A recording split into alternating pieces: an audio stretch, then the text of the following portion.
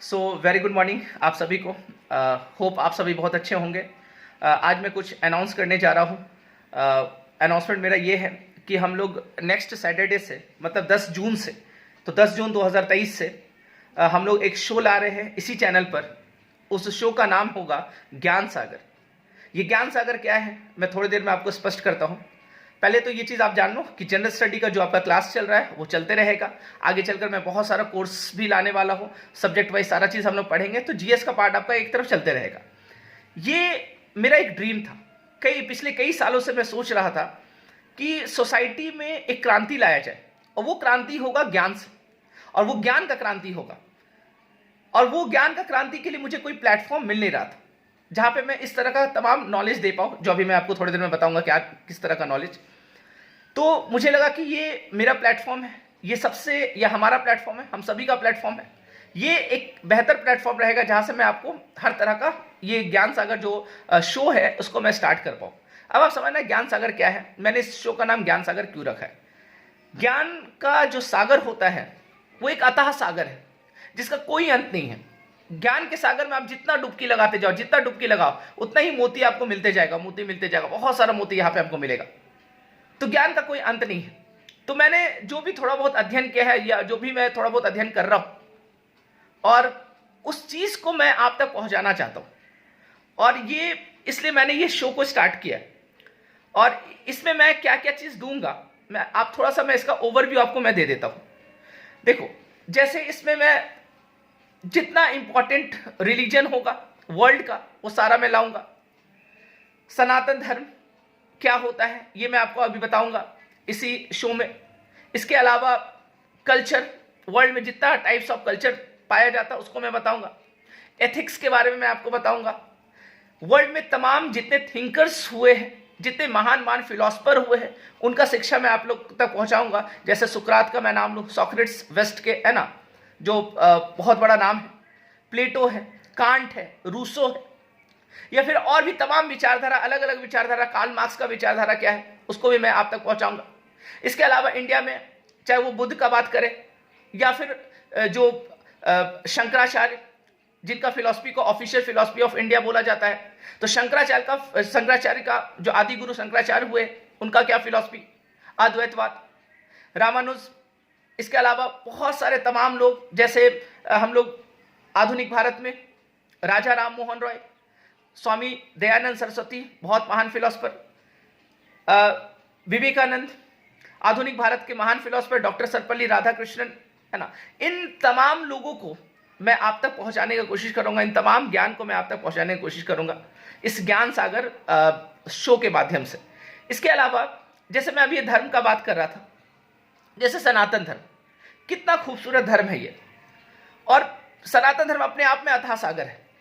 लेकिन प्रॉब्लम ये हो गया है कि मार्केट में अंधविश्वासी, पाखंडी लोग इतने आ चुके हैं, जो कि हमारा जो सनातन धर्म है, जो इसका एक विरासत है, एक ठोस विरासत है, ज्ञान का विरासत है, जो हमारे पूर्वज हम लोगों को देकर गए, और उस ज्ञान का भंडार को गलत इंटरप्रिटेशन कर मिस इंटरप्रिटेशन कर लोगों को बेवकूफ बनाया जा रहा है, लोगों को ठगा जा रहा है, और लोग को लगता है अच्छा यही सनातन धर्म है।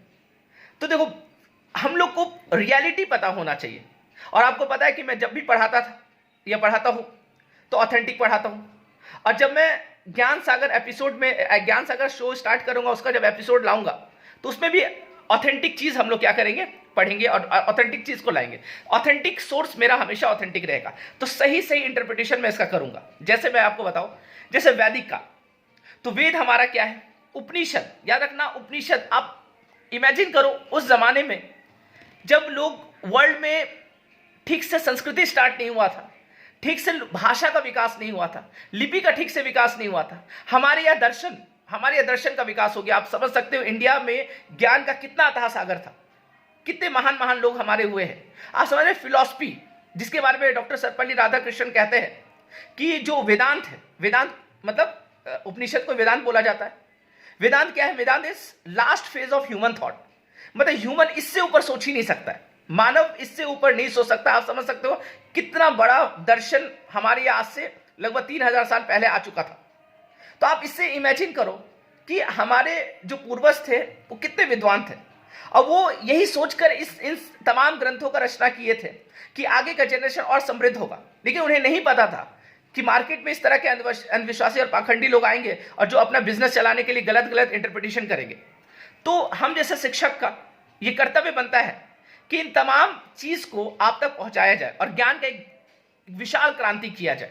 और मैं उन तमाम लोगों से अपील करना चाहता हूं जिनके पास इन सब विषय पर नॉलेज है, वो भी समाज तक इस तरह का विषय को पहुंचाए, लोगों को जागरूक करे, लोगों को बताया जाए कि रियलिटी क्या है।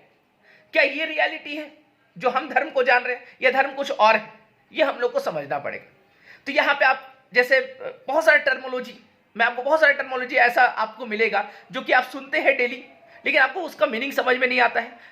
और मैं उसका मीनिंग समझाऊंगा लेकिन थोड़ा सा अलग तरीके से, फिलोसफिकल एस्पेक्ट से मैं उसका मीनिंग समझाऊंगा। जैसे आपने सुना होगा श्री श्री 108 क्या होता है, तो बहुत लोग सुने होंगे लेकिन इसका वाकई में मीनिंग नहीं पता होगा। जैसे जनेऊ, उपनयन, जनेऊ क्या होता है, जनेऊ का क्या महत्व है, उसको मैं समझाने की कोशिश करूंगा।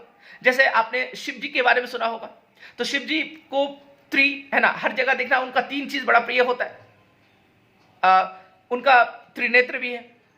3 बेलपत्र का क्या कॉन्सेप्ट है, त्रिशूल उनके पास है। तो देखा 3 चीज क्यों, 3 का महत्व क्या है, वो मैं आपको समझाने की कोशिश करूंगा। और सारा चीज मैं जो समझाऊंगा एकदम दर्शन के तरीके से समझाऊंगा और बहुत अलग उसका इंटरप्रिटेशन होगा, वो आपको बड़ा मजा आने वाला है। दूसरा चीज आप इसमें ये समझना कि इसके अलावा वर्ल्ड में जितना रिलीजन पाया जाता है, जैसे इस्लाम, तो इस्लाम में हम लोग प्रॉफिट मोहम्मद, आप देखिएगा कि उन्होंने कैसे अंधकार को मिटाया था और पूरे जगत पे रोशनी लाया था। तो प्रॉफिट मोहम्मद का क्या फिलॉसफी है, उसको भी हम लोग यहाँ पे समझेंगे। हम लोग क्रिश्चियनिटी का जब बात करेंगे तो जीसस क्राइस्ट है ना, ईसा मसीह, उनको हम लोग समझेंगे, उनका क्या फिलॉसफी है, उन्होंने क्या दर्शन दिया था, उन्होंने सोसाइटी में क्या मैसेज दिया था, और उन तमाम अच्छे अच्छे मैसेजेस को हम लोग क्या करेंगे, लेंगे।